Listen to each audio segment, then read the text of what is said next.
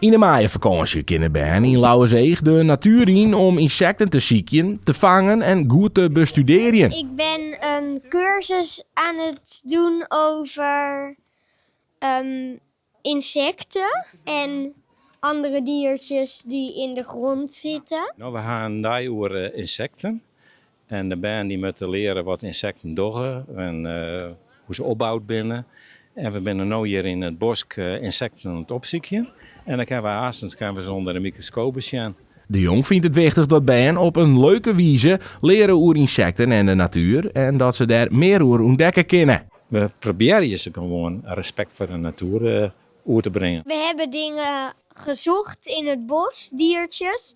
Die heb ik hierin. Nou, Arin besjoggen de Ben de beestjes onder de microscoop en maakt ze zelfs een kunstwerk van God dat ze in de natuur voelen hebben. Nu zijn we een soort schilderijen aan het maken door op zo'n velletje allemaal dingen uit de natuur te plakken. Ik vind het gewoon heel leuk.